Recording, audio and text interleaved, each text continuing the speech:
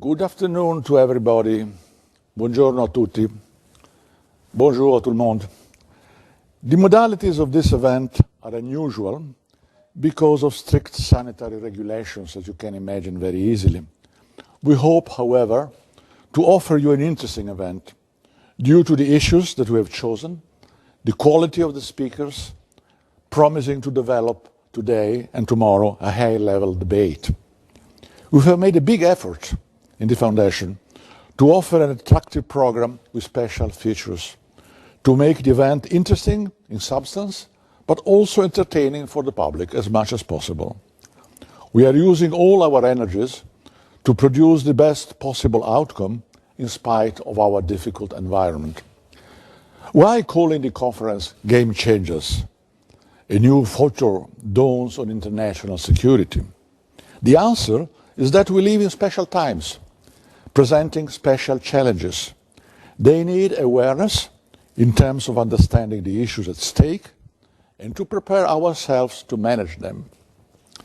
To explain myself better, we are all working in an unprecedented international environment where we see surprises at every step. Reality is multifaceted and is changing at a fast speed. There is somebody who says that we live in a liquid world where no one is leading, but everybody is present. Another question in everybody's mind is, how is pandemic affecting present balances in international affairs? How to identify winners and losers? And of course, we wish to be on the winning side. The Foundation has been working for long months on those issues, trying to focus on emerging realities and to make sense of their importance for our future, both the immediate one and the longer term. This challenging endeavor resulted in a dossier with many international experts have analyzed 12 key issues in a concise and effective way. Today, ladies and gentlemen, today international security has different ingredients. What do I mean by that? Normally, in the past, nation states were the actors, and normally their action was determined by military elements. Today, non-state actors are frequent, and on the other hand, technology and natural events have come to the surface in all their relevance. In our perception about the future, we have chosen for today and tomorrow 3 key topics: climate change, modifying the planet with unforeseen disputes, and perhaps conflicts in the horizon. At the horizon. Then we see the new and important connection between health risk and security, to be declined in many ways. At the same time, there is a major shift in the transatlantic relationship, which is so important for us. We have yet to measure its impact, but it will certainly be relevant.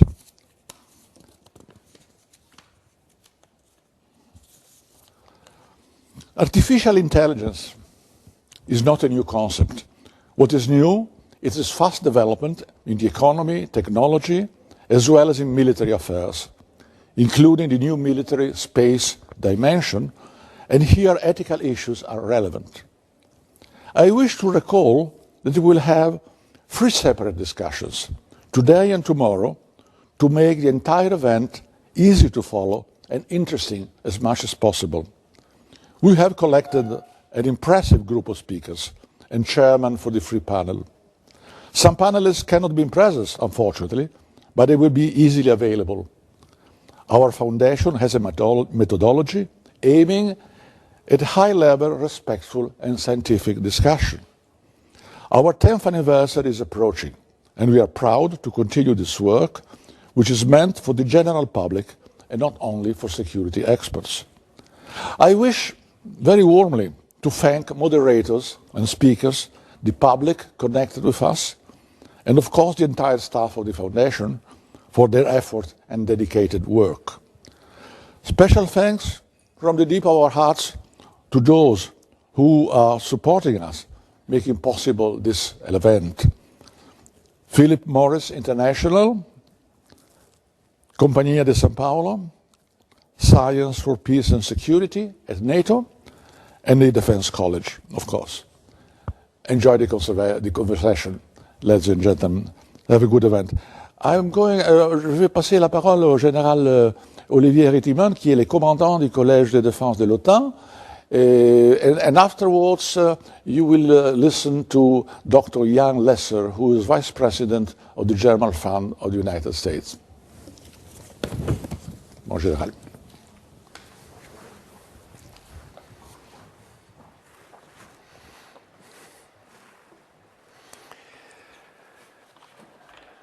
Ladies and gentlemen, I am Lieutenant General Olivier Rittiman, the Commandant of the NATO Defense College. Welcome to this new and important conference organized by the NATO Defense College Foundation, with whom we are always happy and pleased to partner. 2020 was, from any perspective, a different year. Change was imposed upon us, and change we had to execute.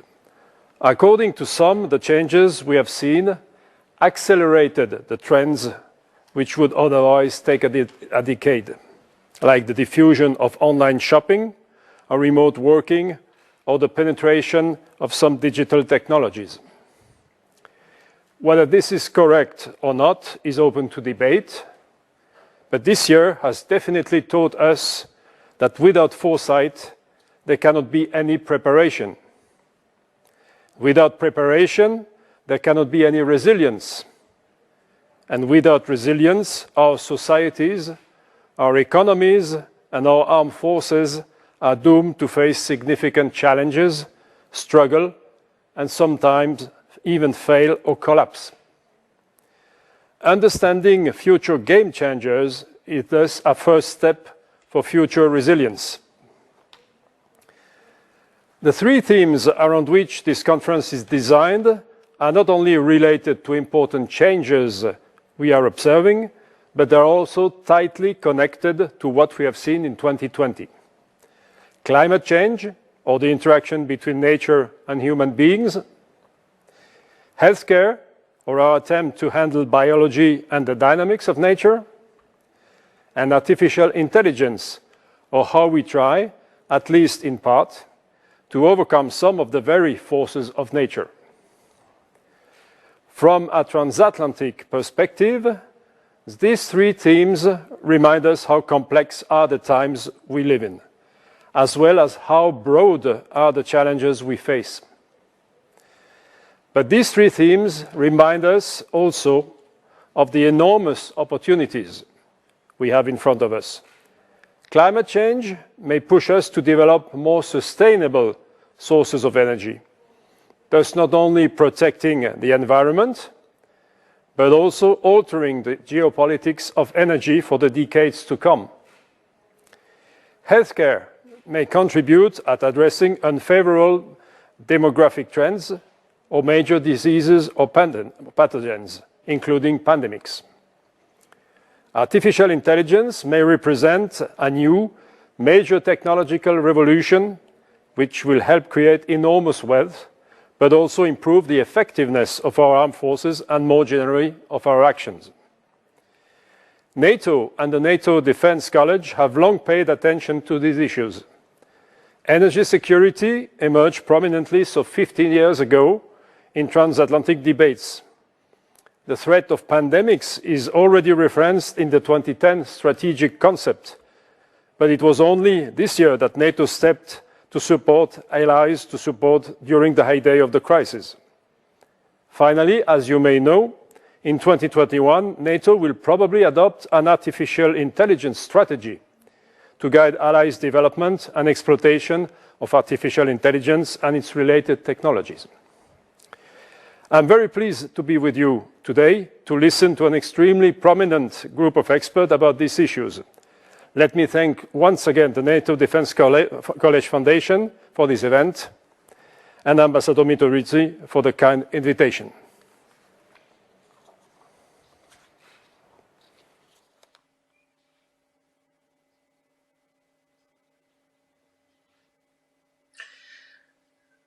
Good afternoon from Brussels. Very good to be with you. I'm really pleased to be here virtually. I would have preferred, obviously, to be in Rome, but I'm very grateful for the invitation, and to my dear friend Alessandro and to the NATO Defense College Foundation. It's really a pleasure. You have an extraordinary agenda for the next day, well, 2 days actually, and I don't propose to actually address that directly, and I'm going to do this very, very briefly. But just perhaps to give you a few things to think about to start off the conversation that may have some bearing on your discussions.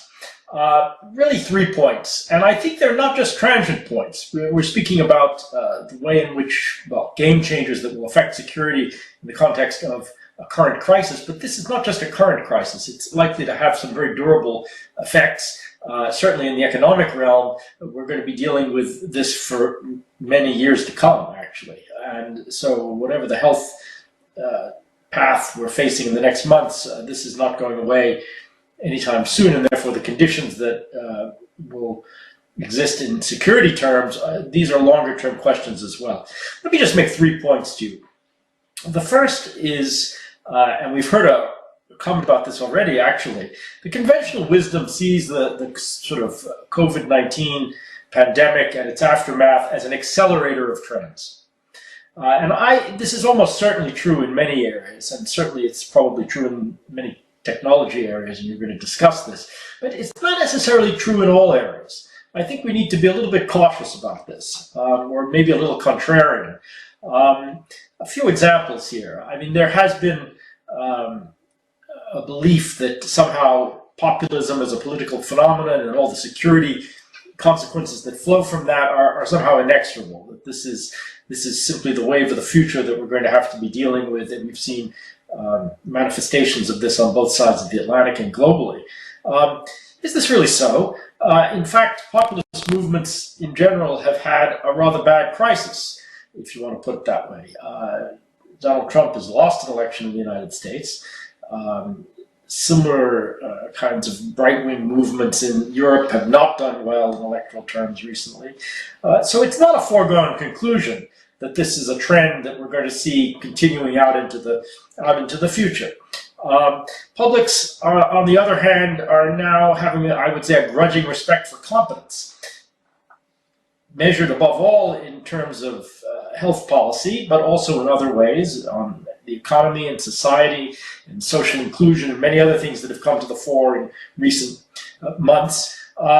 Therefore, governance, the ability to be competent and to be effective, to be relevant to security interests, among other things, I think is going to be a new metric for societies on both sides of the Atlantic and globally, actually. And that's something to reckon with. It's not necessarily what we would have expected. Mobility.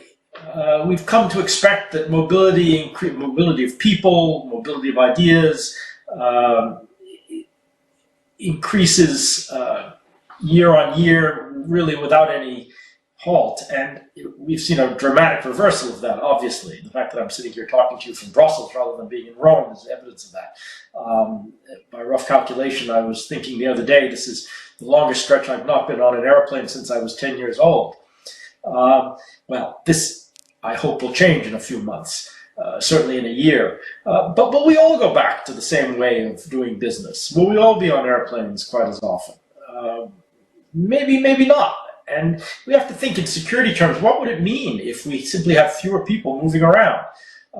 In some senses, this can be complicating. In other senses, it can be helpful. If the objective, for example, is to monitor threatening cross-border flows, if there are fewer flows, this may be easier to do. There are all sorts of implications that we need to think about that maybe fly in the face of what we'd always assumed about the future.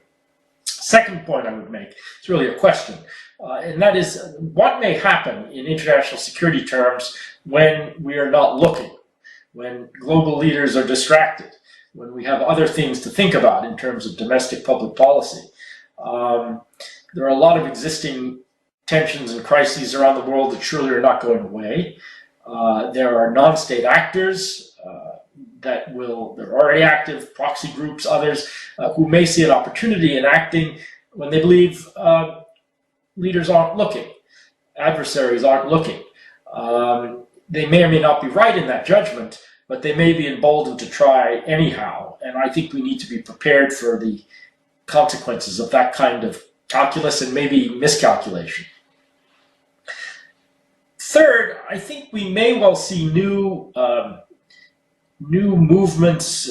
They may be insurgent movements. They may be new forms of terrorism and political violence that basically flow from public anger. And the kinds of stressful situations societies are facing today may deepen the risk of this kind of transformation. We've seen this before in other epochs. The old forms of terrorism clearly are not all of them going to go away. And at this point, radical Islamism, ISIS or Al-Qaeda phenomenon and things of that nature, this is not new anymore. That's going to persist. We'll have to think through whether they are now in a better or worse position to fulfill their kinds of aims. But there may also be movements that simply seek disruption, somehow inspired by the COVID and economic crises, seeing some advantage in this, seeing something to emulate. There may even be groups that begin to look again at the acquisition of capabilities for bioterrorism. Most experts agree that this is not very easy to do, but does it mean that no one will try? We need to think through that, and I assume you're going to talk a little bit about that in one of your sessions. There also will be a lot more capacity around some of these issues in response to bioterror risks. We need to think about where that balance will leave us. And then it will also maybe be more difficult for those bent on political violence and terrorism to grab the attention of people around the world with violent acts. That may be a deterrent, but it may also be a stimulus for more lethality. We've seen that kind of trend in the past. We perhaps had assumed it had gone away, but there may be a return to that look for kind of mass lethality terrorism that we saw perhaps a decade, 15 years ago. Something to ponder. So finally, I think in more general terms and to conclude, I think we've come to a moment of very important reflection about not just the international security environment, but frankly the nature of security and what people will demand of governments in terms of security. How do we define it? How do we ensure it? Who are we protecting? What are we protecting ourselves against? What are the priorities for the security project? More and more leaders are talking about countries, institutions, Europe, alliances that protect, to use that term. And also more attention to sovereignty. There is an important debate going on about this, about strategic autonomy, if you like to use that term. That can take many forms. It can be about conventional defense or even about nuclear strategy, but it can also be about a much broader set of security capacities that publics are going to focus on more and more, including health. I was on an event not too long ago where High Representative Borrell concluded his remarks about strategic autonomy by waving a face mask and saying, this is also about strategic autonomy. The ability to produce and to have these things domestically. We'll need to think through those kinds of things as well. So, just simply to conclude, I think we're at a moment where, our thinking about security and how we ensure it is in a way off autopilot. And this whole question of warning, thinking ahead over the horizon to these game changers will be ever more important. And it's an important moment to have this conversation. So thank you again for inviting me to be with you. I'm sorry I can't be with you in person in Rome, but hopefully in the future. Thanks again, and over to you.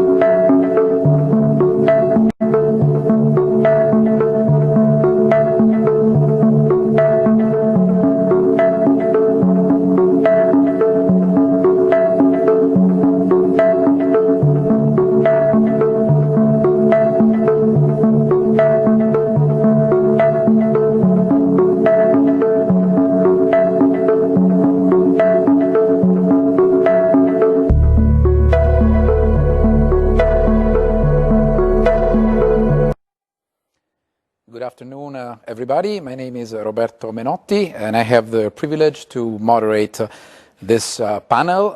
We're about to begin this panel debate. Our topic today is climate change and scarce resources, rising conflicts.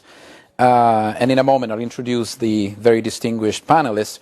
Let me just say in 10 seconds that, of course, this is a relatively innovative topic, not so innovative in the sense that by now there's a very wide social, political, diplomatic, strategic consensus about a number of relatively new challenges. The main problem, and I think you will discuss this in this panel discussion, this panel conversation, is essentially how to incorporate these relatively new issues in our strategic thinking. So it is not so much recognizing that the issues are there, but how exactly can we go about dealing with them in a strategic manner, in a strategic perspective. Let me go into introducing the four panelists very briefly. We have Stefano Silvestri, Ambassador Mahmed Karem, Dr. Kidane Kiros, and Vincenzo Camporini. Without further ado, first we'll have Stefano Silvestri, who is currently the Vice President of the NATO Defense College Foundation and a former President of Istituto Affari Internazionali in Rome. He has held in the past various advisory roles with various Italian governments. And as you know, we have pretty strict time limits, so over to you for the next approximately 7 minutes, please. I'll try. Well, climate change is, of course, a very important topic, and is becoming, let's say, one of the additional factors to be considered when assessing threats and risks and developing operational responses. There are things that are changing because of climate change. For instance, the growing importance of the high note in the Atlantic because of the greater maritime availability of passages in the Arctic area. That goes hand in hand with completely different problems, for instance, of desertification, water shortage, which are creating a lot of conflicts and rivalries, and aggravating the situation of the population south or east of the Mediterranean, thus increasing other kind of risks and problems, migratory problems, migratory pressures, other things like that, even terrorism and other things like that. The new tasks are becoming more important in this situation. For instance, the climate change is linked with the resilience of things like the energy grid, the communication grid, and they have to be, this resilience has to be ensured and defended. NATO, I think, is perfectly aware of all these problems, and it is working on them. The question is how far should it go and how that is changing NATO itself. For instance, take this last report at NATO at 2030, which has been written by a number of wise persons for the Secretary General of NATO. It just came out, and it is a very good report. It quotes a number of these new kind of threats in the technological field, in the environmental field, in the political field. And there is an increasing awareness that risks, threats, responses will have to be considered in an increasing global context. And will have to be, the responses and the management will have to be much more political and economic, as well as military or technological. Thus, NATO has a problem. This alliance is a very effective tool It has survived many questions. It has survived the end of the Cold War. It has survived its projection out of area from the Balkans down to Afghanistan. It has survived the Trump administration, which is no small feat. It will have to survive also this increasing call to globalization and to politicization. But we cannot forget that the reason why NATO is not a normal international organization is because of Article 5 and its military nature, and the fact that it is built in order to answer in solidarity against military attacks, which are conducted against our territories and a limited area of the world, the North Atlantic, north of the Tropic of Capricorn. Now, I agree that this is not enough, and also that in order to be effective in this limited area for this effect, it has to deal with all these other different things. Yet, we should not never forget that the strength, the reason why NATO is survived and can be still useful, is because of Article 5 and its military nature. Can we have an increasing global and political Atlantic alliance without destroying it? This is the question that we should try to answer. Let's take the 2030 report, for instance, which I repeat is very good. It suggests a more political alliance and a more global one, in a way taking up what is the request of the new Biden administration of an alliance of democracies against totalitarian states, totalitarianism, which brings together both the Atlantic side and the Pacific side, the two oceans problems of the United States. Yet, of course, the Atlantic Alliance may have a few problems in that, because not all our member states are, let's say, fully working democracies. But let's forget about that.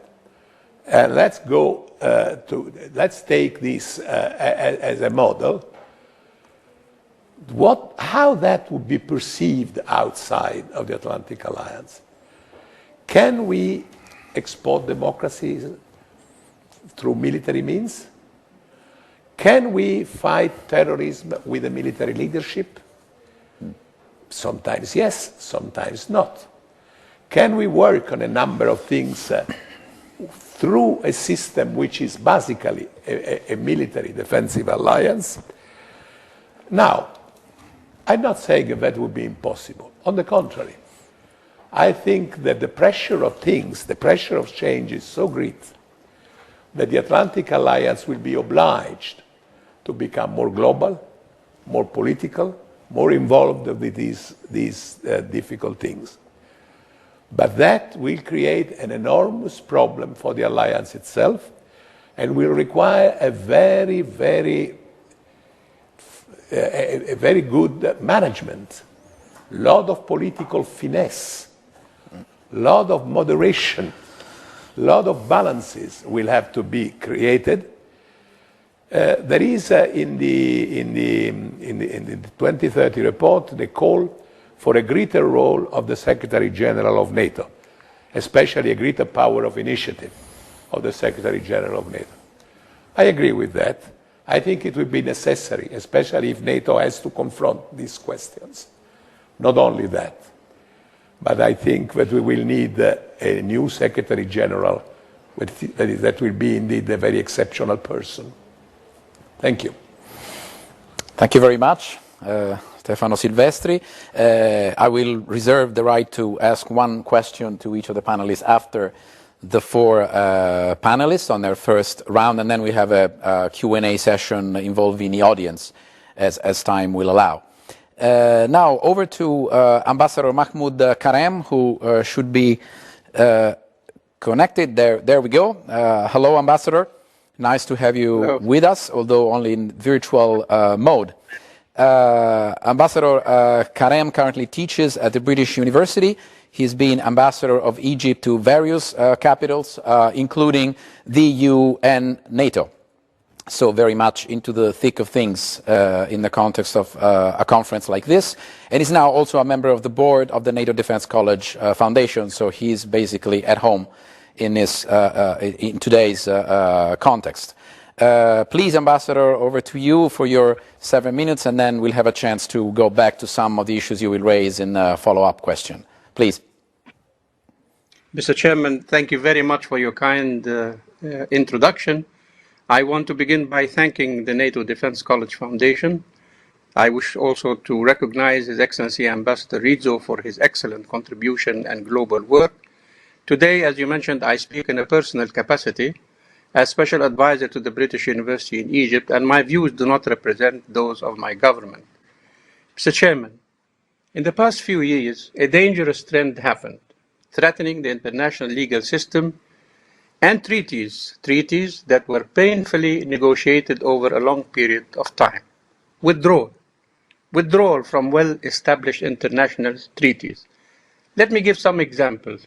INF, Paris Agreement, the optional protocol to 1961 Vienna Convention on Diplomatic Relations, a Universal Postal Union, open skies, so on and so forth.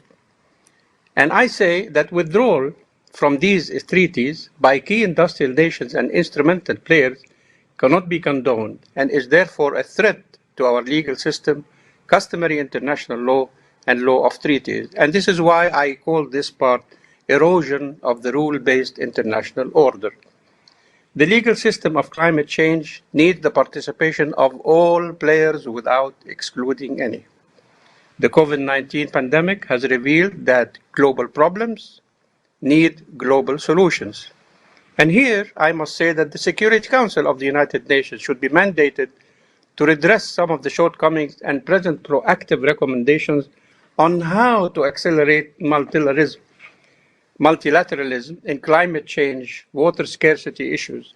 And I say that the fate of humanity relies on this. My second point. Water scarcity in times of change is causing unprecedented threats to the survivability of nations in the wake of desertification, global warming, and severe droughts. Building dams, Mr. Chairman, on rivers that are shared by downstream and upstream nations with millions of people depending on this water for their daily lives cannot be done under the pretext of sovereignty or need for power generation for development. Yes, Egypt is the gift of the Nile. And yes, 95% of the Egyptians live around the Nile bank. Our famous contribution to human civilizations in terms of relics and pharaonic magnificence things have been all built around the Nile. And agriculture only happens on only 5% of the land, which means that the rest is desert. So the right for development, I say, is highly respected, and the right for power generation is also highly respected. However, when these rights conflict with the right for life from shared river waters downstream and upstream, we need to pause and work together harmoniously, peacefully, for the benefit of all of us. In my view, consultations between all nations sharing the same river resources must be an a priori prerequisite before any dam construction begins. Policies of fait accompli will lead to international problems that may eventually spill over to endanger international peace and security. Sound political mediation role by regional organizations such as the African Union and the UN Security Council and Italy, which has excellent relationship between major players on this issue in my country between Ethiopia, Egypt, and the Sudan, as a measure of preventive diplomacy to bridge gaps, harmonize and reach agreement, which in my view is very much needed. My third and last point deals with mitigation, meaning improvement and modification. We need government policies to put forth policies of plans to reduce the impact of both water scarcity and climate change. 1.8 billion inhabitants drink contaminated water. Agriculture remains the highest use of water. One must see where we can all reduce water use and produce a water waste management plan. And there are several ways of doing that. By laws against soil scrapping, by optimizing agricultural production without major systemic changes in the system of agricultural production, by early sowing, by changing plant, by variety of deep plowing, soil loosening, mulching, and I can go on. But I also say that NATO has a very important role in this regard with its Science for Peace activities. And I say that the Science for Peace and NATO can help a great deal in presenting ideas in the face of this important, especially in developing new crops, new irrigation management strategies, creation of groundwater storages, and so on. And I think NATO can play in this regard an important role. In conclusion, how can the international UN system cope with these challenges? By bringing all the stakeholders and game changers to the same negotiating table. Under, in my view, a clear UN Security Council mandate. And not only the Security Council, no, it should include all important players, stakeholders, FAO, IAEA, World Bank, UNESCO, UNICEF, WHO, the International UN Water, the World Water Council, and some very important NGOs such as the Pacific Institute and other civil societies. So the collective effort in this regard, with rich, diverse, and wide-ranging expertise, augurs well with the gravity of the problem. And I said earlier, Mr. Chairman, and I repeat it again, global problems need global solutions. We need to work together in order to solve this problem before it is too late. Thank you. Much, Ambassador Karem, also for sticking to the time limit almost exactly, I must say, to the second. Again, as I said, we'll have a chance to go back and expand on some of the points in a little while. Now, our next panelist is Dr. Kidane Kiros. Let's check whether the connection is good. Yes, perfect. We can see you. Hello and welcome. Dr. Kiros is a senior fellow at the Policy Center for the New South in Rabat, which I understand is also a partner in this initiative here in Rome. So welcome again, and please, over to you for the next 7 minutes approximately, and then for some of the follow-up questions later on. Please. Thank you so much, Mr. Chairman. The topic on which I'm going to briefly discuss is on climate change and international security from the Southern perspective or from the African perspective. So I'll be talking on 3 points. One is on the fact that temperature in Africa is rising, and vulnerability and adaptation to climate change are the major concerns of Africa as a continent at large. And the third one would be that competition over the use of transboundary scarce resources have the potential to increase conflicts and threaten international security. So coming back to the first topic on the temperature, African temperature, what we see is that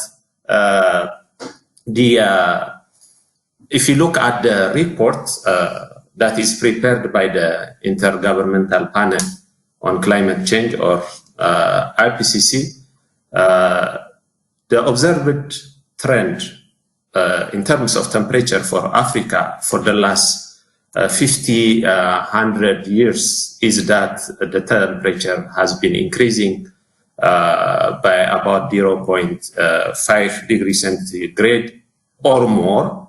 And then in terms of projection or the projected trend of temperature for 21st century or during the 21st century is that temperature in Africa will rise faster than the global average increase during the 21st century. So the issue is what is the implication? What does an increase in temperature in Africa mean? What is the implication? Or what should we expect? Well, we'll be having heat waves to happen more often, and they would last longer. And of course, most probably they would also cause some sort of illness, maybe heat stroke or death. Of course, in some cases it's happening.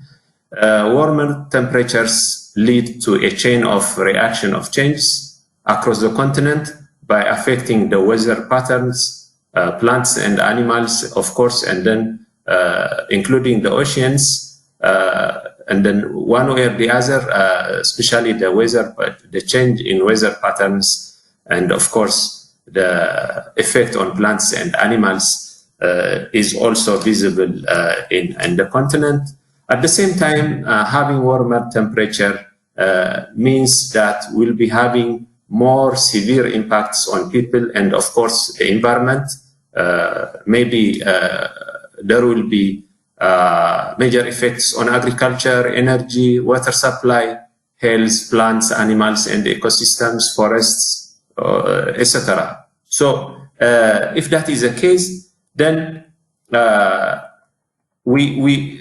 what we witness is that vulnerability and adaptation to climate change are the major concerns of Africa, basically, because this is a main issue.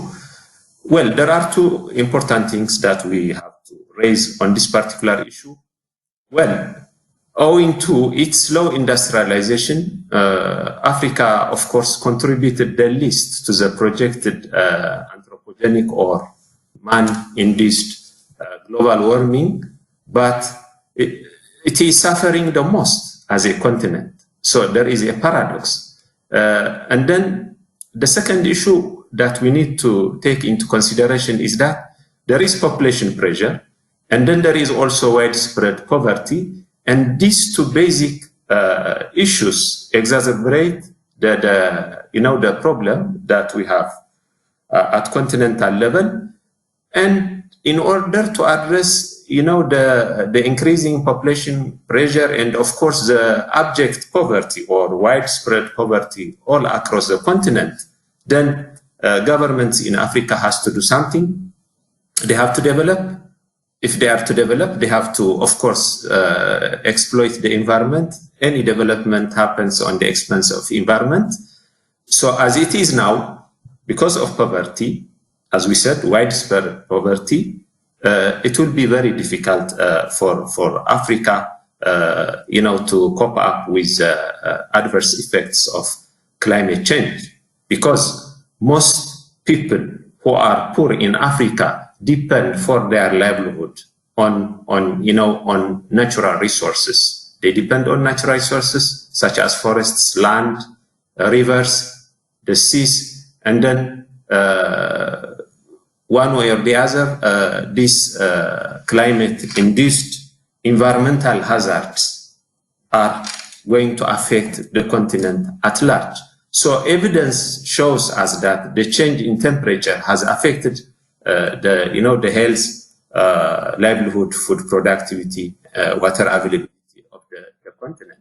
So if you look at the development process at large, you need an input for your economy, which you'll be getting from the environment, and then you will have an output in terms of gross national product.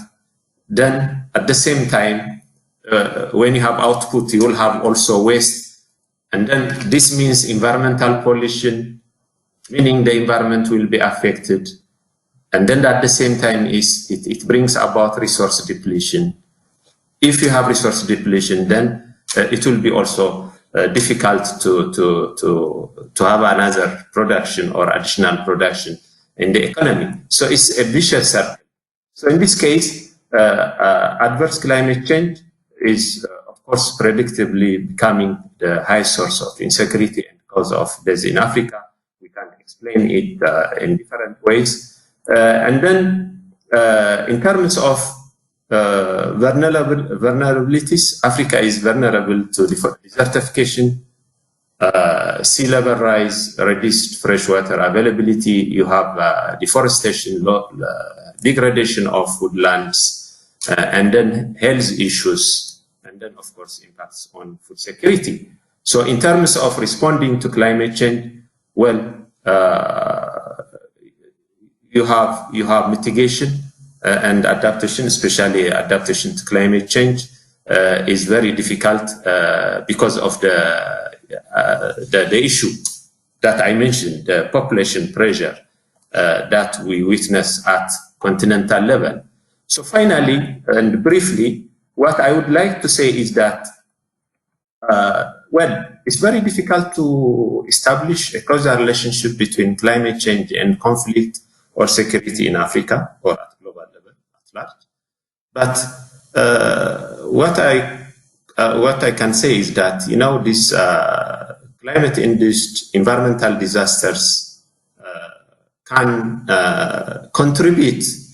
potentially contribute to the increase in the number of conflicts, both at national and international level, especially when we talk about the, you know, transboundary scarce resources, such as, for instance, we can take the Nile River basin, where you have around 10 to 11 countries, you know, looking for access and use of this water, and then in that region, as I said, there is population pressure, there is a need for development, there is also the impact of climate, the trend, everything. So there is a competition for that scarce resource.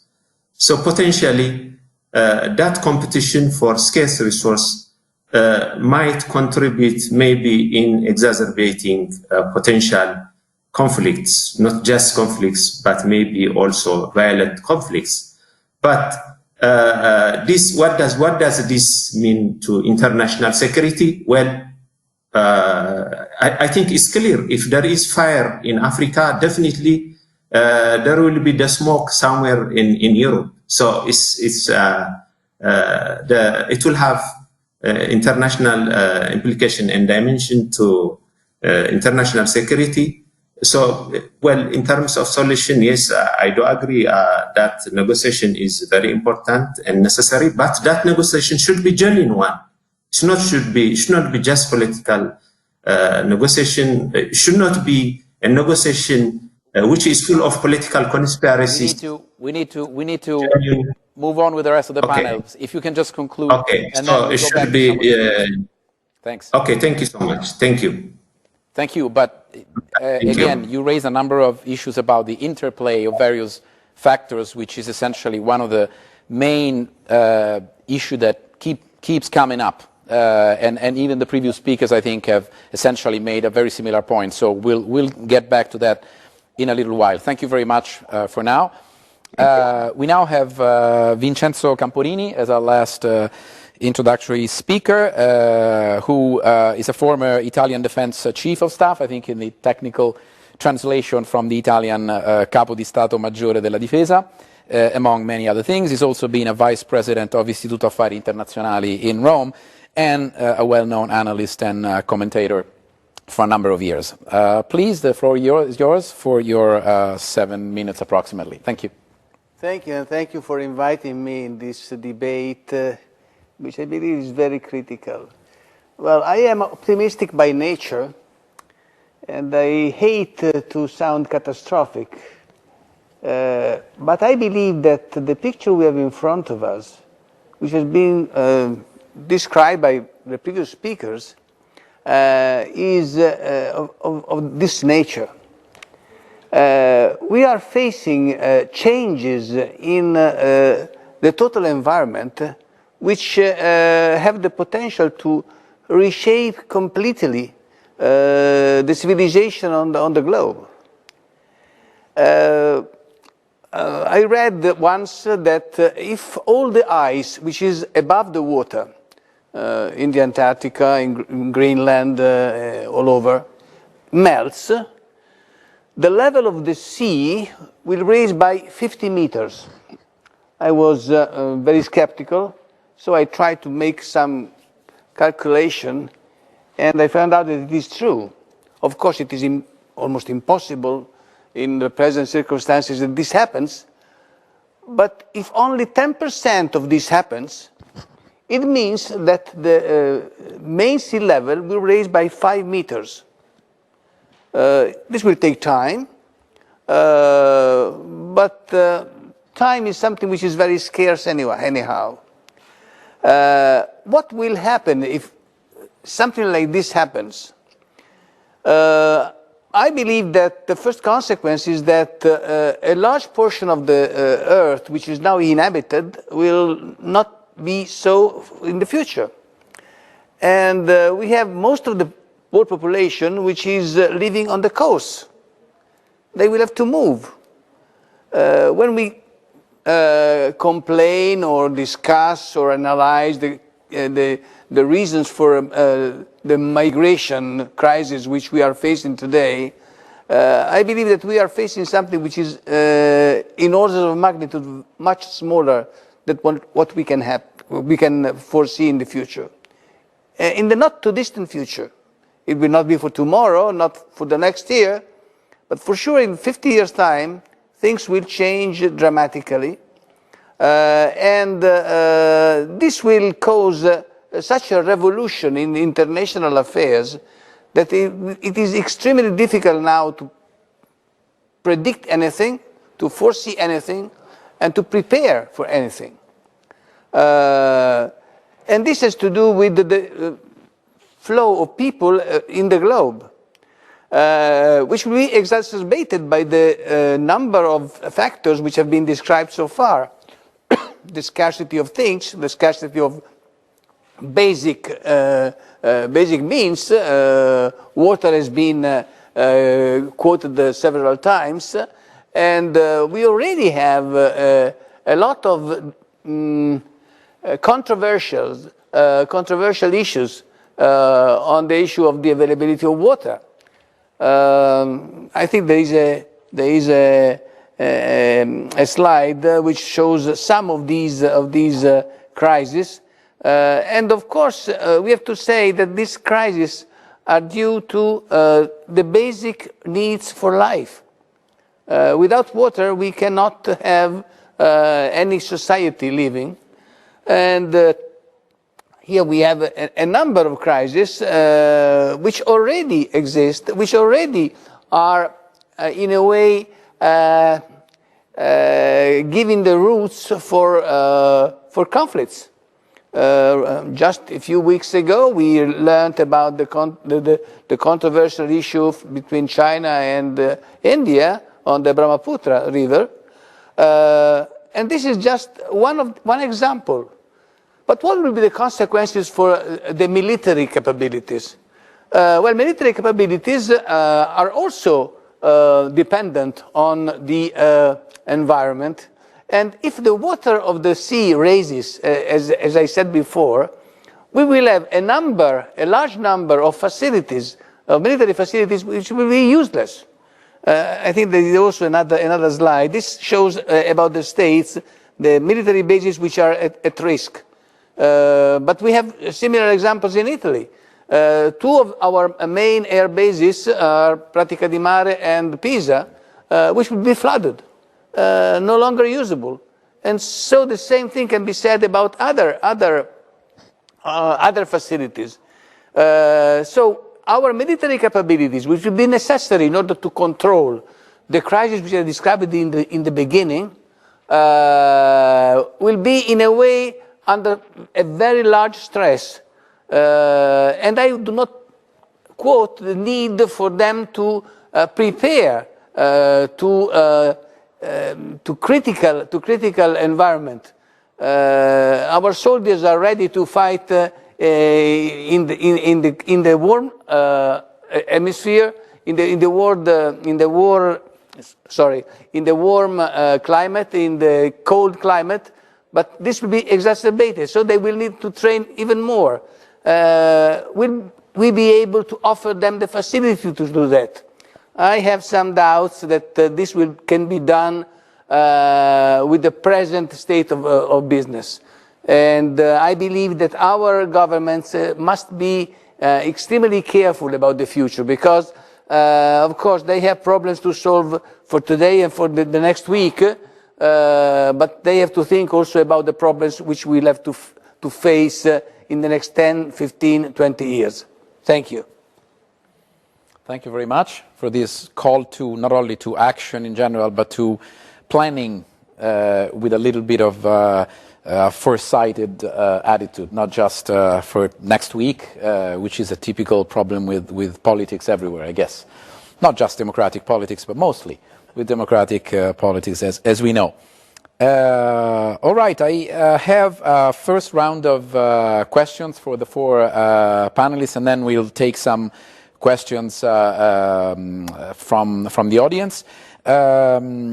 And I see a number of issues that have been raised by all four panelists, so I'll try to capture them and in fact turn them into questions for further reflection. One topic that, for example, Stefano Silvestri has mentioned is the fact that essentially what we are seeing in many ways when it comes to climate change in terms of security risks and threats that it might directly or indirectly cause is a matter of, let's say, chain reactions. In other words, something leading to something else, which in turn can become a risk or even a threat. Now, it seems to me that one of the problems for an alliance like NATO, for any large-scale organization, for example the EU, is to have a sophisticated analysis of what can be done. So the question, I would frame it this way: will an alliance like NATO, a complex, large alliance like NATO, and diverse alliance like NATO, be able not just to plan for forms of action in its traditional sphere, which you have mentioned should remain probably Article 5 and the response to what becomes at some point a military threat, but will NATO also be able to do good analysis to identify when the time is ripe for some sort of action, intervention, when the place is right? In other words, do you think NATO really has the analytical capability to assess what's going on? I think it's a legitimate question because, again, NATO is essentially a political military alliance and it's very good at what it does. But by broadening the mission over and over again, of course, there's always also a very legitimate fear of overstretch. Not just operational, but even conceptual. Do we have the right people, the right capabilities in the right place, and can we work on that? Well, of course, this is a very complicated question. I think that NATO is trying, for instance, to establish centers of excellence in which it tries to analyze and confront the very rapid evolution, especially of technologies. But, for instance, there is the proposal of extending this kind of work also to other fields, like the environmental changes and other things like that. There are other organizations which are doing also this kind of work. So NATO, from this point of view, is not would not be unique and probably would not be not even the most important. But of course, the peculiarity of NATO is that its work,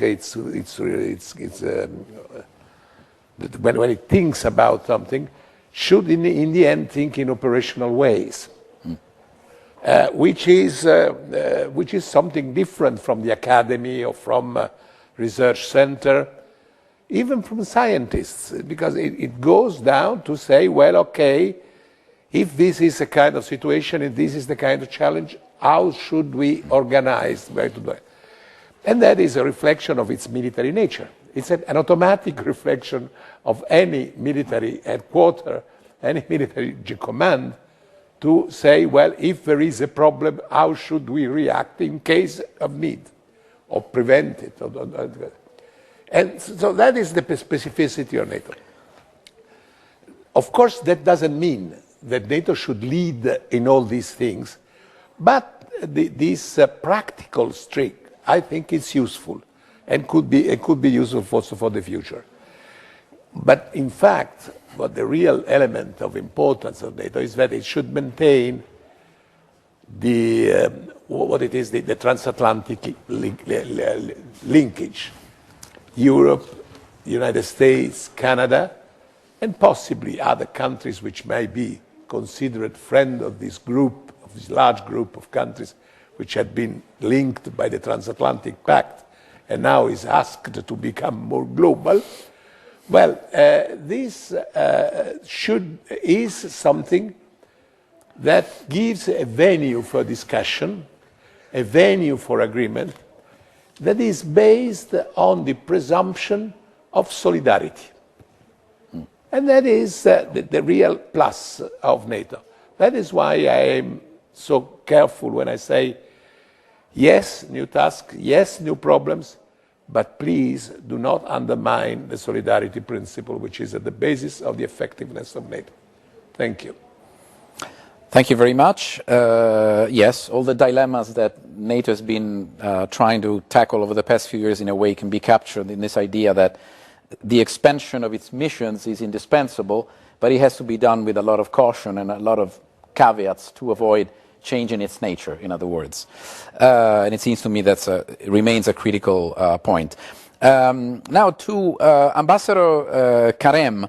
The ambassador has indicated areas of technical interventions where countries need to work together on the basis, of course, I presume, of a strong political awareness of the importance of some of these issues. But a question I have for you, especially based on your experience as an ambassador, as a diplomat, dealing with governments that are reluctant to give up elements of their sovereignty, of their independence, and so on. Do you think that, in a way, the diplomatic world, the world of foreign policy, is up to the task, is beginning to really grasp the importance of these issues? What more can be done to make sure that negotiators explain, in a way, to their own governments the need of other countries, the perspectives that, of course, differ country to country, region to region? In your experience, is this being done or not enough, and what can be done to make it more effective? You mentioned, for example, the very controversial issue of the large mega dam that, of course, needs to bring together Egypt, Sudan, and Ethiopia, because it's the only way to solve the issue, as I understand. So that experience and others that you may have seen around the world, do you think we are getting there, or sovereignty is just too much of an issue to make this more difficult? Roberto, you ask difficult questions, but I must thank you for the conceptualization that you have just mentioned, very clever and to the point. I must agree and disagree with you. First, I must say that we live in a different world. The different world where peaceful settlements of dispute on the basis of the Charter of the United Nations, and the best way to solve disputes is to sit together and negotiate our problems. And there are important catalytic roles that are played in this regard. I mentioned the United Nations. May I also mention, since you mentioned the case of Ethiopia, Sudan, and Egypt, may I also mention the very important role of the chairman of the African Union, the president of South Africa. South Africa is also playing a very important role in our part of the world, trying to bridge the gap. So I think the return to the negotiation table, the refutal and refusal of any thinking of any military attempt in any way, I think this creates a good aura and a good atmosphere for the parties to sit and to believe in the necessity of reaching an agreement on the negotiating table, not anywhere else. And I think this is a very important point. But yes, sometimes matters are very complicated. So since you mentioned the issue of the dam with Ethiopia, Why is this problem so important? And all the speakers mentioned the issue of water scarcity as perhaps one of the very serious matters that can instigate war. I didn't mention that because I do not like this concept. I believe in peaceful resolutions of disputes. But the three speakers who preceded me mentioned that. But at the very end of the day, you have 43 million people of inhabitants in the Sudan, 11 million in south of Sudan, 102 million in Egypt, and a very sizable population in Ethiopia, who are all working for the completion of an adjustable and wise, and if I may say, a comprehensive and just legally binding agreement. But this is not without problems. The first matter I want to say is that we all have to work in full understanding of the right of Ethiopia for energy and for development. We all agree to that. But you also must agree that some of the political meetings in terms of negotiations, as you mentioned, Roberto, need an expert level meeting. You need to induce experts among diplomats in order to explain better and study better and present action plans and proposals in this regard. So we need to change our methodology, sometimes blocked and even reneged at the very last moment. And I regret to say there was an agreement with the World Bank. There was an agreement in the presence of the President of the United States between the three parties. And then suddenly, one of the parties that had agreed to this agreement in Washington came back and said, no, we are not going to stick by this agreement. This is very serious. So we also have to discuss future plans, not only by Ethiopia, but any other nation to build additional dams on the Blue Nile, in addition to the Renaissance Dam, since we are speaking of the lives of downstream and upstream nations. We have also discussed the safety of other existing dams. Some of the dams are already there. What will happen to these dams, such as dams in Sudan, for example, the Reseres Dam, which is only 15 kilometers away from the Ethiopian dam? What will happen to it in case of whatever? And we have to agree, like all international agreements, this is a very important negotiating principle, and this answers your question, on a dispute settlement mechanism. We have to agree that sometime in the future, there may be a matter that needs to be held or discussed or resorted to by legal experts. So you need a dispute settlement mechanism. And when you are negotiating, you must avoid, Roberto, fait accompli policies. Why would you short-circuit the negotiations by filling the dam, for example, when the agreement has not yet been reached? This sends the wrong message to your partners in the region. And finally, you need a time frame, because these negotiations have been going on for 10 arduous years with no results. You need negotiation and a time frame. And you have to address water needs for all the parties concerned, Sudan, Egypt, and Ethiopia, especially in difficult times of drought. So this is my long answer to you on how we can proceed in terms of negotiation. And once again, please excuse me for being lengthy at this point. Thank you, Ambassador. No, it is a complex issue, and so it deserves the right kind of attention, so to say. Now, a question for Dr. Quiros. Again, as I mentioned earlier, it seems that all four panelists certainly agree that the fundamental difficulty we're dealing with is the interplay of various factors. And Dr. Quiros, you mentioned, for example, the interplay of poverty, scarce resources, especially on a local level, not just in general terms, but in specific situations. So economic factors, social factors, demographic pressures that can interact at some point with, for example, climate change and water scarcity and so on. Now, one resource that luckily is potentially not limited, potentially not scarce, is information.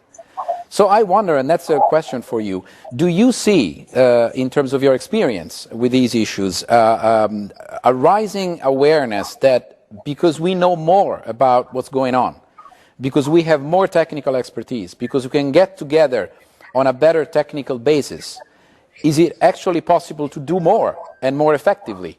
I think it is a very important message to send if, assuming this is true, because again, we are mentioning a number of resources that are indeed scarce, but information is not, and the exchange of ideas is not.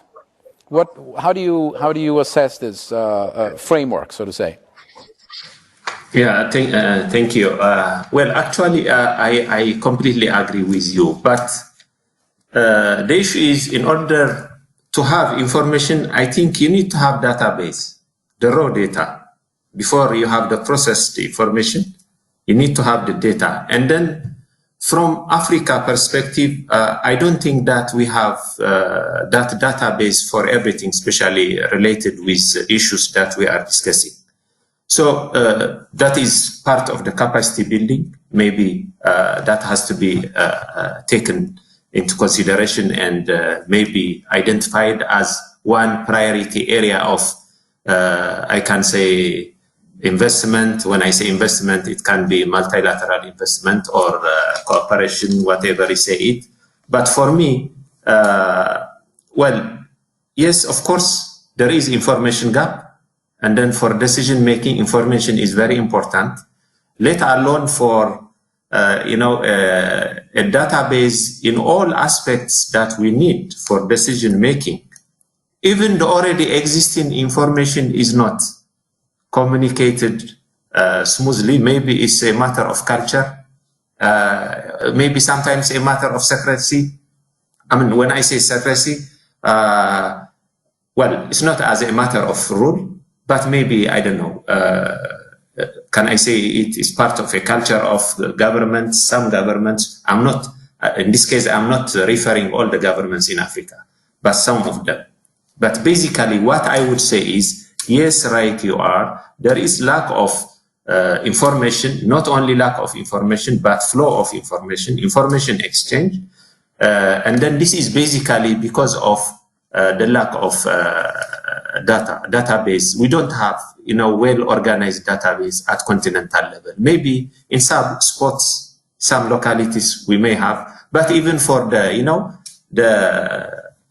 the temperature trends, we don't have enough. I mean, it's based on, the report is done on the basis of the already available scarce data. So that one, yes, of course. And then it's not only Africa that has to do with this information issue, but some other stakeholders and actors should be also part and parcel of the overall procedure. Thank you. So there's not just an issue of capability building per se, but also the quality of data in order for them to be used in a best possible way. Exactly. And we know a lot about that at this point because of the COVID crisis. We've learned to live with that issue much more than we used to before this crisis, which is a common crisis and knows no regional boundaries, of course. Now to Vincenzo Camporini. Given your experience in the course of your career in your various capacities, you have been involved in a number of NATO issues, but you have seen live in action also the European Union in a number of security, broadly speaking, tasks and debates, and we know these have always been controversial. Now, do you see a special role for the EU? This is a very European question, of course. Given that NATO has this very specific abilities, capabilities, specialties, and so on, well, one might say the EU has a much broader portfolio. So potentially the EU, and in fact it's becoming a very ambitious actor when it comes to the green transition, tackling climate change in a constructive way, and so on. Is the EU somewhat better placed to make that connection, connecting the dots between, let's say, politics, decisions, actions, social needs, and to some extent security issues, not necessarily, overlapping with NATO, but to some extent cooperating with NATO? We know this is a very long discussion, but do you see something going on there, something that makes you optimistic? You said you like to be optimistic, so can you be optimistic in this regard? Well, this is a very interesting question, and many of us have been working on the issue during the last decades, apparently with little results or with results which are not up to the expectations.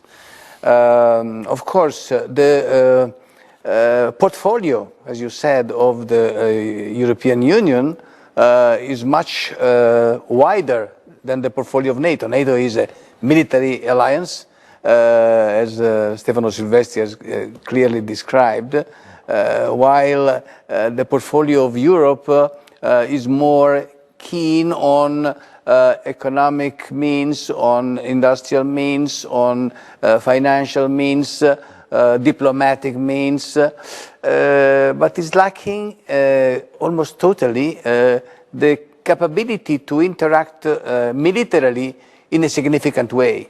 It is very clear that any operation which can be imagined by Europe is not doable unless there is a very strong support by US capabilities which lack in Europe. I believe that this is something which has to be solved sooner or later, because as I recently read, someone asked a very skilled diplomat whether Europe could be the mediator in some crisis. And the answer was yes, it can be, but remember that any mediator can be successful only if he has a gun in his pocket. And the gun in Europe is missing. Not totally, it must be developed. It can be developed. We have seen some shy attempt to do that. We must proceed on the, not because we need military strength by nature, but because it is needed in the international business. I described in my initial intervention that we are going to see sooner or later migration of hundreds of millions of people which cannot continue living in the area where they are living today. Do we believe that this can be can happen peacefully? I doubt it, and therefore we must be ready. Hopefully we will never use these capabilities, but we must be ready, and Europe must do the homework as it is required. Should do its share, as we like to say in NATO parlance. I mean, it's burden sharing. Okay, we have a few minutes left and some questions from the audience already. Maybe let me start in reverse order from Vincenzo Camporini, since you were just mentioning the issue of the military bases that may be under, not directly under threat, but over time that may have problems. And one of the questions we're getting is what can be done to actually prevent some of these climate hazards that might impair the functioning of some of the big military bases. I mean, do we require probably moving them? Is there something that can be done to mitigate some of these issues? Could they become less effective significantly less effective because of some of the issues you mentioned? How urgent is this? Well, I do not believe this is extremely urgent. I believe that I will not see the need in my lifetime. But for sure in the future, this need will be evident. And of course, there are mitigation measures which can be taken. The only mitigation, real mitigation, is to have a number of plans B in order to move our capabilities where they will be usable and not relying on the present order of battle. Let me use this term. It's something which must be planned. It is not for tomorrow. Therefore, we have time for planning. But we should not be blind and should not be unaware that the need will come. Therefore, we must be ready to face this need. So basically, thinking ahead and thinking a little bit out of the box and not being in love with the past, not be too traditionally minded. Thank you. Another question we got, I would say mostly for Dr. Kiros. Conflict in Africa seems bound to increase, and specifically, how could the African Union forestall some of them, and especially the phenomenon of climate migrants? How urgent do you think this is? From our perspective, I think you mentioned the issue of migration at some point, and others did as well. From a European perspective, it's quite clear that it is a long-term phenomenon. It's not an emergency. It's not a short-term crisis. We're getting used to this concept, but it took a while. How do you see forms of cooperation in the African continent making it possible to better manage a very large phenomenon like that? Well, actually, if you take at Africa level, as I said it during my first initial intervention, there is no, established relationship between climate change and conflict. But as you know, conflict in Africa, I mean, there are so many conflicts, and then the causes of conflict are various. There are traditional ones, there are emerging ones. But when it comes to climate change induced maybe conflicts, at this point, for me, it will be very difficult to say that there is a conflict which is caused because of the climate change. But even the migration issue, it is very difficult to say that the migration is because of climate change. But of course, it might be caused because of climate-related induced environmental hazards. Like, say, for instance, it can be, a long-lasting drought, famine, desertification, and then related issues. So, but in the longer term, yes, of course, it will be an issue, but it has to be established by research. And then, as it is now, if you take African Union is dealing, with these issues that you mentioned within the framework of the climate change mitigation and adaptation that is developed at global level and expected to be implemented at continental and national levels. Thank you very much. One more question. This is, I would say, for Ambassador Karem. And the question starts from an observation regarding the richest countries, but I think it applies very well also to a country like Egypt. And the question is, it seems that the population is unaware of the speed of these catastrophic natural events and changes. So there's an awareness problem in terms of how quick some of these changes can become. Now, Egypt is not among the richest countries, but it's not even particularly poor countries in terms of global ranking. And it has a great economic potential, by the way, including in the energy sector, incidentally. As an Italian, we know well that there's a lot underway in that regard. So do you think there is actually still a real awareness problem among ordinary people in Egypt, or perhaps in North Africa more generally?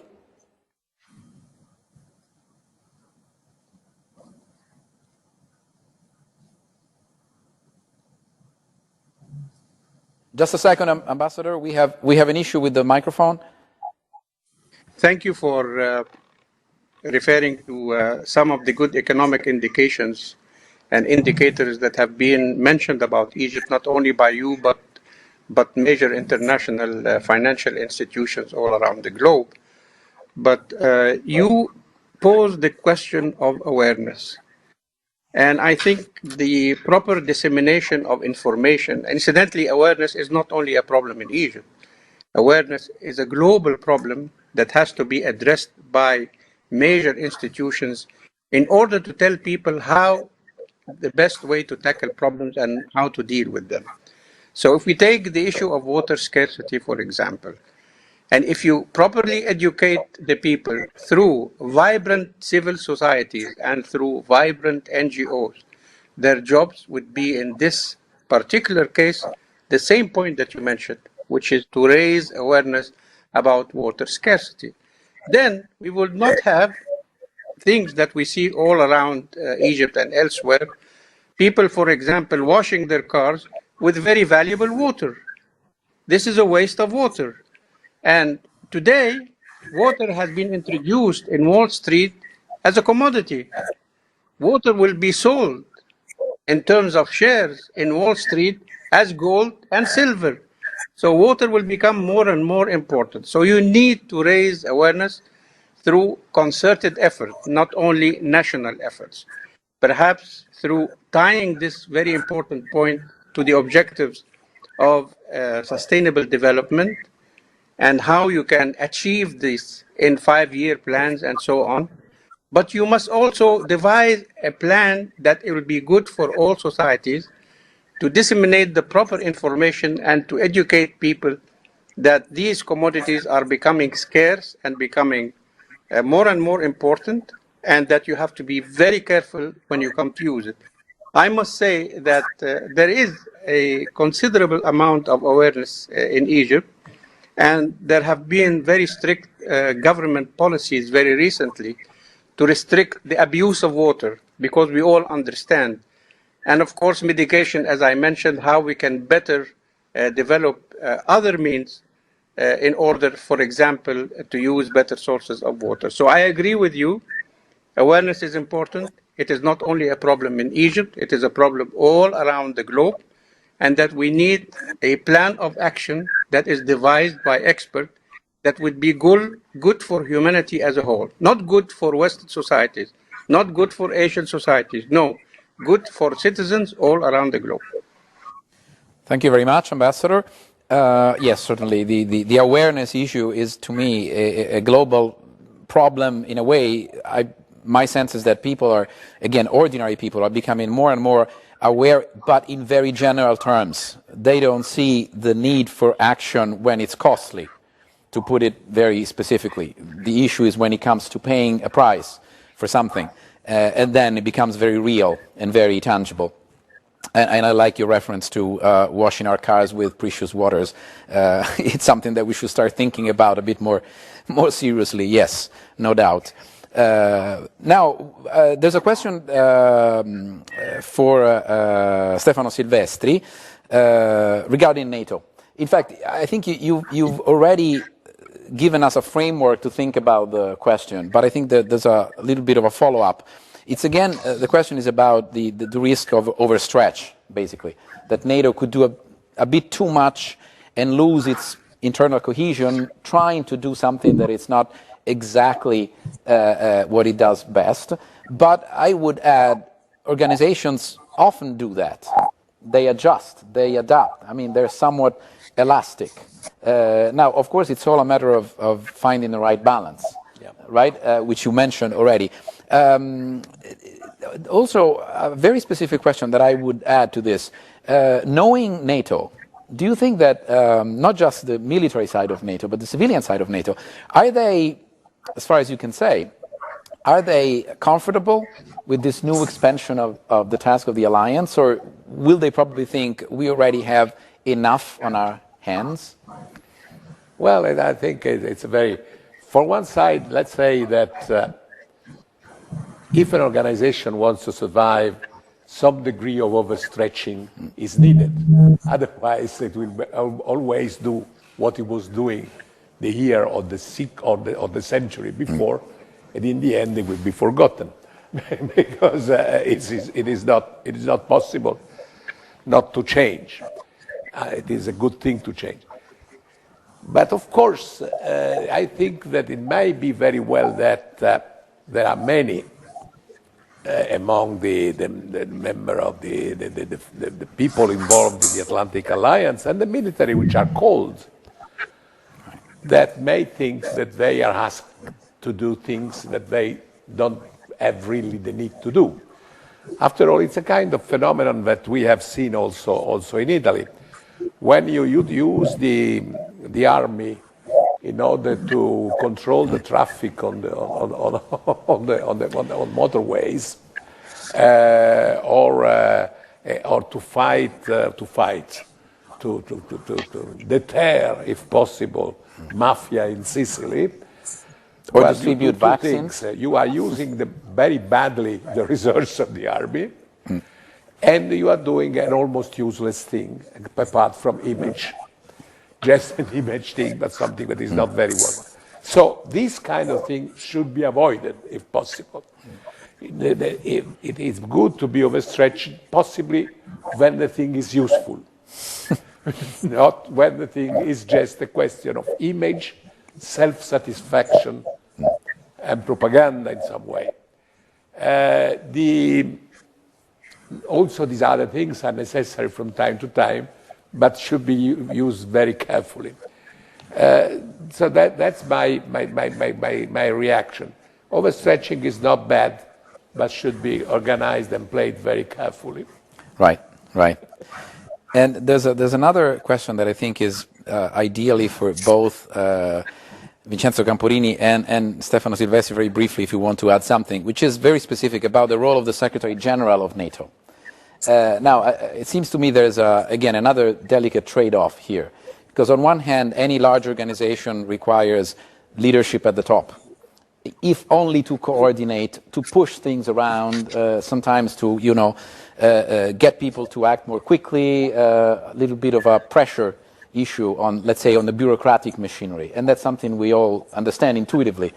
On the other hand, the Secretary General, especially in an organization like NATO, has never been a particularly strong figure institutionally for a number of historical reasons, I guess, for the history of the alliance. Now, where do you see this balance moving over the next few years, as some people push for more of a role and some people are a little bit, let's say, skeptical about too much centralization about that specific figure? Whoever wants to go first. I just want to put something which happened in my life when I was still in uniform. I recall one Secretary General, not in NATO, but in the European Union, the equivalent, Xavier Solana. Mm-hmm.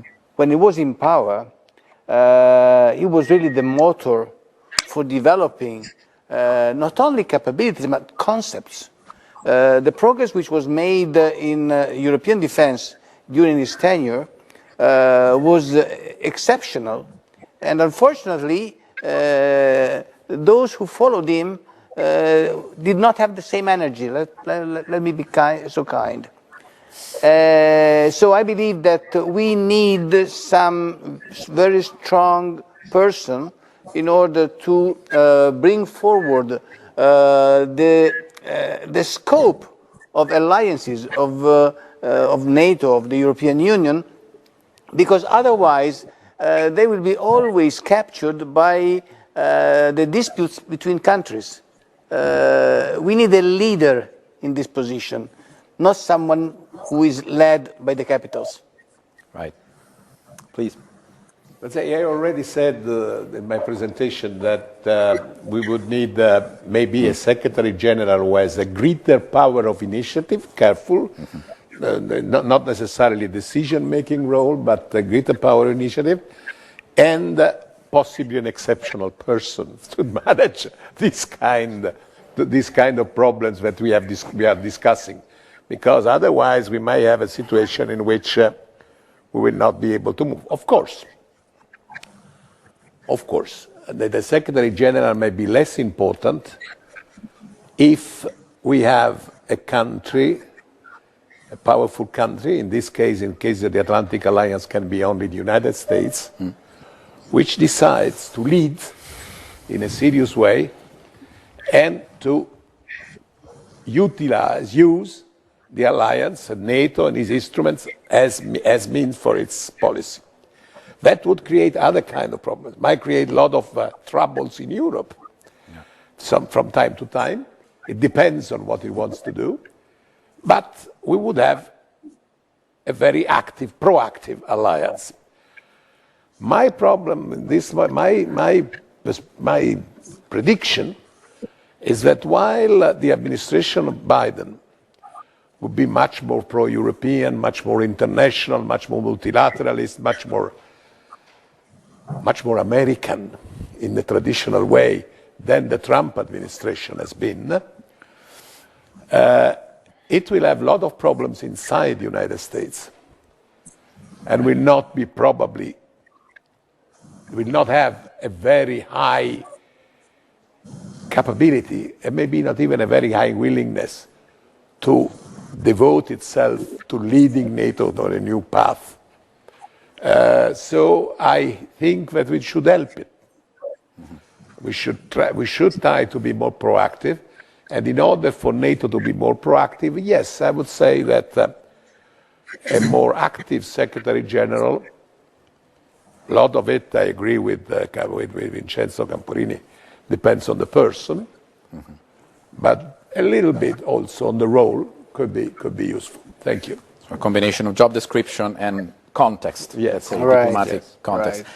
We have a final question which I would pose to both our panelists in virtually linked Dr. Quiros and Ambassador Karem. The same question for both of you. If you could just say in 1 minute each, very shortly, what do you think are the key preconditions, I would say political preconditions, to make sure that water diplomacy, given the fundamental question of water scarcity, I would say across the globe in a way or another, is tackled in the right way? If you had to capture the preconditions for that to be more effective in just a few sentences, what would you say? Please, Ambassador Karem, maybe first. The key preconditions, of course, is political will. But there is something stronger than political will in this regard, which is the right for life. When we speak of water scarcity, when we speak of desertification, when we speak of drought, we are speaking of the right to life. And I think combine political will by the respect of the right for equitable source of water and water sharing may be or should be the main indicator and the main yardstick to be used in this regard.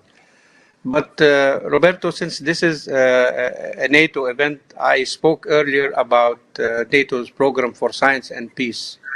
I was remiss in not mentioning when you spoke about the very important point you raised, how to increase awareness, NATO's very successful program of public diplomacy. I think also public diplomacy program in NATO can play a very important role in raising global awareness in this regard.